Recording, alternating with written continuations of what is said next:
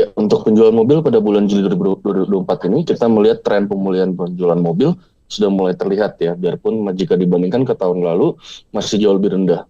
Penjualan wholesale untuk Juli 2024 ada di angka 74.160 unit, masih lebih rendah sekitar 7,9% year on year-nya. Untuk penjualan retail justru ada pertumbuhan yang cukup baik, hanya berkurang 1%, menjadi 75.609 unit. Secara market share, penurunan dibandingkan bulan lalu di angka 60%. Next.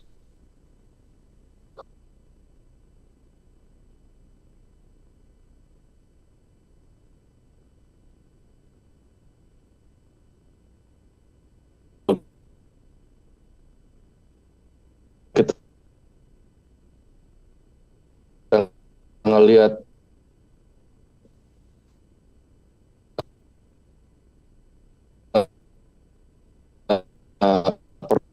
brand Toyota masih ya, secara pricing masih belum cukup kompetitif. Overall sebetulnya biarpun adanya pertumbuhan, kita masih merasa pertumbuhannya masih cukup pelan untuk bulan Juli ini ya. Karena ekspektasinya dengan adanya Gias Jakarta Series harusnya dapat mendorong penjualan lebih tinggi lagi. Next.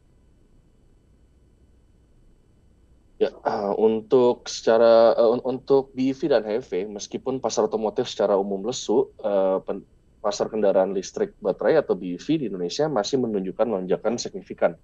Penjualan BEV nasional mencapai 17.826 unit dari Januari hingga Juli, naik sekitar 157% year on year-nya. Sebanyak 4.310 unit BEV terjual pada Juli 2024, didorong oleh peluncuran merek dan model baru. Seal menjadi mobil listrik terlaris dengan 1.290 unit, diikuti oleh Cloud EV dengan 550 unit.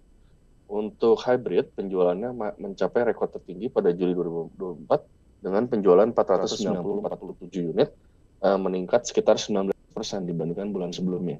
Toyota Kijang Innova Zenix HEV tetap menjadi pemimpin penjualan HEV dengan 2.906 unit terjualnya. Sementara segmen HEV kita melihat adanya penurunan pangsa pasar menjadi dari 60% menjadi 53%. Dan ini menunjukkan peningkatan permintaan konsumen terhadap BEV ya. Tapi menurut kami ini kemungkinan tidak akan sustain lama karena hanya akan terjadi sementara.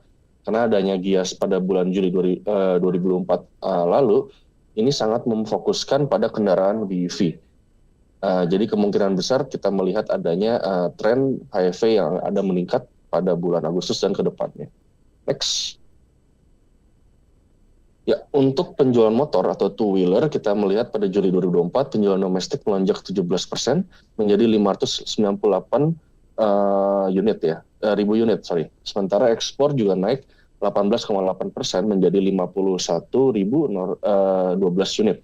Skuter mendominasi pasar dengan 90% komposisinya dari penjualan domestik dan 46,49% untuk ekspornya. Secara kumulatif kalau kita ngelihat dari bulan Januari hingga Juli, penjualan domestik naik 2,15% menjadi 3.769 unit, meskipun ekspor turun sekitar 9,57% ya.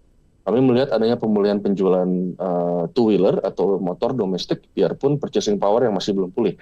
Kami estimasikan bahwa penjualan two-wheeler akan sejalan dengan proyeksi AISI untuk penjualan dua-wheeler tahun 2024 sebesar 6,2 juta unit hingga 6,5 juta unit. Next. Nah, jadi kalau kita melihat kondisi EV di global, kita bisa lihat kondisi terhadap beberapa region. Mungkin region yang akan kita fokuskan hari ini adalah di Eropa, Amerika, India, dan China. Yang pertama kalau kita lihat pada negara Eropa, adoption rate terhadap EV cukup tinggi. Pada bulan Juli 2024, beberapa negara Eropa malah mengalami penurunan signifikan dalam penjualan EV-nya, specifically baterai EV. Di Jerman, penjualan mobil listrik penuh turun 37% year on year, menandai penurunan terbesarnya sejak insentif EV dipotong pada Desember 2003 kemarin. Penurunan ini memicu kekhawatiran di kalangan produsen mobil dan pemasok tentang investasi besar mereka dalam elektrifikasi.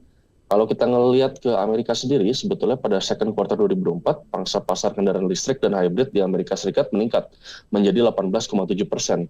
Tapi pertumbuhan ini kita melihat didorong oleh peningkatan sekitar 30,7% dari HEV yang naik menjadi 9,6% total kontribusinya pada penjualan mobil ringan. Jadi kalau kita ngelihat sekarang ke Cina ya, kalau lihat di Cina ini sebetulnya total penjualan EV global untuk konteks saja adalah sekitar 1,35 juta unit.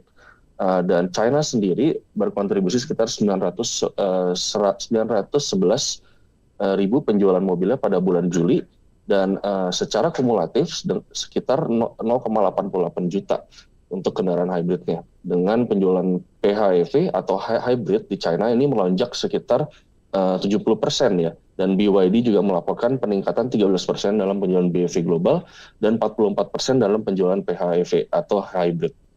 Kalau kita ngelihat berikutnya ke India, sebetulnya di India penjualan retail mobil di India ini mengalami pertumbuhan double digit juga year on year dan month on month. Namun penjualan mobil listrik mengalami penurunannya sekitar 2,92% dengan 7.541 unit terjual dibandingkan 7.768 unit di tahun lalunya. Meskipun demikian, kita melihat penjualan mobil listrik meningkat 9,38% di India dibandingkan bulan sebelumnya dari 6.800 unit. Nah, overall kalau kita melihat secara global, kita melihatnya ada penjualan mobil EV yang masih cukup bagus, tapi lebih didorong oleh hybrid ya dibandingkan oleh battery EV. Perlambatan penjualan BEV ini sudah mulai terlihat secara global, dan menurut kami ini dapat tercermin pada penjualan mobil di Indonesia juga. Jika faktor-faktor penting seperti kekurangan charging station, harga yang masih cukup premium, dan harga mobil listrik second yang masih belum jelas, ini belum diselesaikan ya atau dituntaskan. Next. Untuk outlook-nya, sebetulnya untuk outlook second half 2024 masih cukup sama ya dengan yang kita bawakan bulan lalu. Kami masih mengharapkan adanya peningkatan yang cukup baik untuk second half ini karena ada beberapa event dan faktor. Mungkin yang event pertama adalah Gias yang harusnya berdampak pada penjualan mobil Juli dan Agustus, biarpun yang Juli masih cukup mengecewakan. Secara historis penjualan melonjak sebesar 10-11%.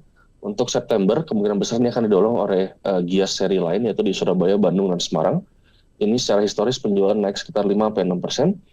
Untuk Oktober akan relatif datar karena tidak ada promosi atau tidak ada event sama sekali. Tapi promosi yang akan ada pada bulan November dan Desember. Ini adalah end of year sale yang akan diberikan setiap tahunnya untuk mengosongkan inventory 2024 untuk mempersiapkan masuknya model-model mobil tahun 2025. Next. Ya, sekian presentasi saya hari ini. Terima kasih. Saya kembalikan lagi ke Glinda.